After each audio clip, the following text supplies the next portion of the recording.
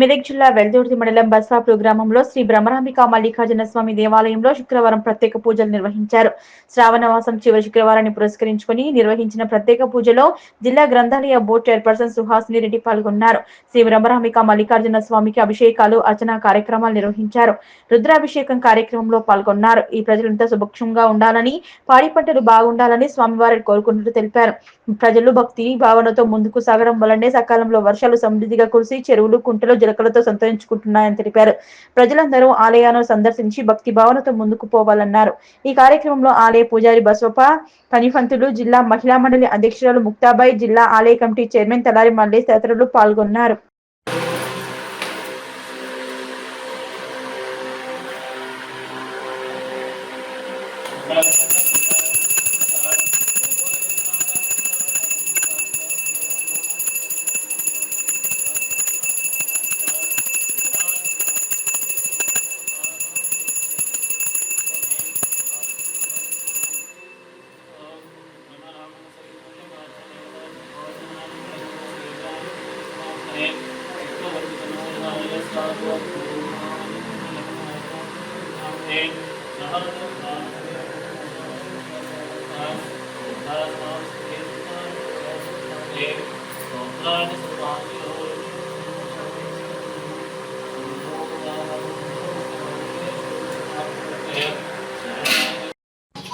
శ్రావణ మాసంలో ఎంతో ప్రాముఖ్యత కలిగిన శ్రావణ శుక్రవారం రోజు మరి దాదాపు 9వ శతాబ్దంలో నిర్మించబడిన, కాకతీయ కాలంలో నిర్మించబడిన ఇంత పురాతన క్షేత్రానికి మరి ఆ స్వామి నన్ను ఈరోజు ఇక్కడికి రప్పించుకున్నారని అనుకుంటున్నా.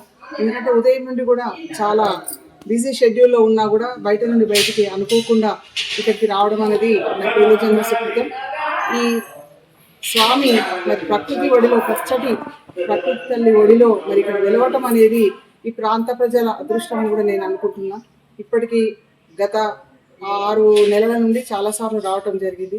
ఇక్కడికి రాగానే మనసులో ఎలాంటి భావాలున్నా ఎంతో మంచి హృదయంలో ఒక మంచి శాంతి అనేది మనసుకు కానీ